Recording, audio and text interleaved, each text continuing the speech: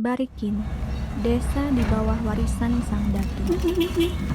Semua bermula dari rencana yang muncul bersama riwayat kerajaan negara Dipa yang menuju akhir. 7 petinggi kerajaan yang masih saudara sekandung berusaha menyelamatkan Pangeran Samudra, sang putra mahkota yang terancam pembunuhan. Dalam sebuah rapat rahasia, mereka sepakat menyelamatkan pewaris tahta kerajaan negara Daha itu ke wilayah yang jauh.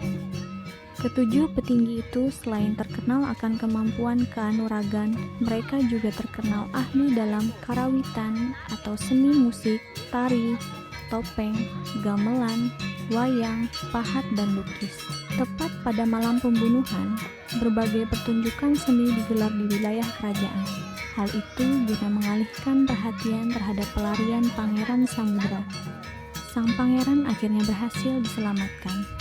Namun, konflik ternyata terus terjadi. Ketujuh saudara sekandung memilih untuk tak terlibat lagi. Karena tak mungkin lagi kembali ke pusat kerajaan, melalui perjalanan panjang mereka menemukan wilayah yang dirasa cocok untuk menetap dan mengembangkan seluruh keahlian yang mereka miliki di sebuah daerah bernama Pamatang Kambat yang kini masuk wilayah Kabupaten Hulu Sungai Tengah, Kalimantan Selatan. Di wilayah itu, mereka membangun permukiman di sekitar sumur Datu. Di tempat yang baru, ketujuh petinggi itu mulai menurunkan keahlian karawitan mereka kepada warga. Mereka mengajarkan berbagai keahlian berkesenian yang mereka miliki. Topeng beserta seluruh mitos, legenda, gerak, dan simbol mereka ajarkan. Begitu juga dengan keahlian memahat, mengukir, menari, menyanyi, dan melukis. Selain itu, walau telah berjarak ruang dan waktu dari tempat asal mereka di kerajaan negara Daha, ketujuh seniman itu tetap mempertahankan adat, kebiasaan, dan kebudayaan yang mereka bawa. Di tempat yang baru misalnya, mereka tetap mempertahankan naluri dan kebiasaan untuk selalu berhitung dalam bertindak dan mengambil keputusan. Mereka misalnya hanya berani melangsungkan perjalanan jauh di hari atau waktu yang sudah dihitung sedemikian rupa, baik buruk dan dampaknya. Kisah tentang riwayat desa Barikin selalu diceritakan berulang oleh para tokoh dan tetua kepada kami. Walau berkali-kali diceritakan, kami tak pernah bosan mendengarnya. Bagi warga desa Barikin, kisah tentang 7 seniman yang pergi menghindari konflik dan memutuskan setia pada kesenian adalah hal yang luar biasa. Kisah-kisah itu menjadi semacam energi yang terus-menerus membuat warga desa Barikin percaya diri dan tetap memilih jalan kesenian sebagai jalan hidupnya. Sebuah keyakinan yang bisa jadi bagi orang lain menjadi pilihan yang sulit di zaman yang berubah ini. Cerita yang terus disampaikan kepada generasi berikutnya itu juga diikuti dengan pewarisan keahlian dan nilai-nilai.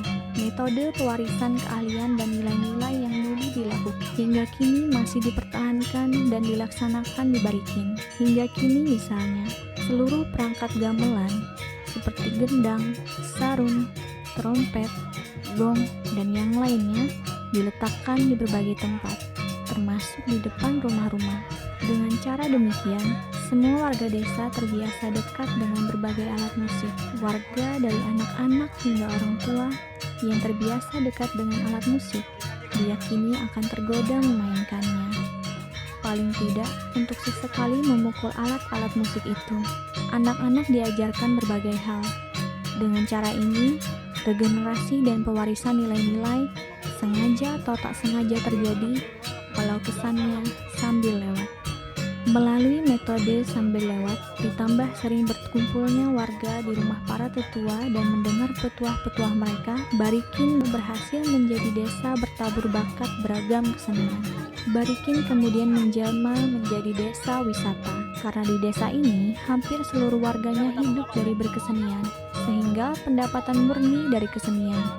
Berbagai produk kesenian sederhana seperti mainan, patung-patung, kuda-kudaan, dan lainnya digelar dan dijual di tepian jalan. Ini menjadi semacam penanda psikologis dan geografis bahwa orang telah tiba atau melalui desa Barikin.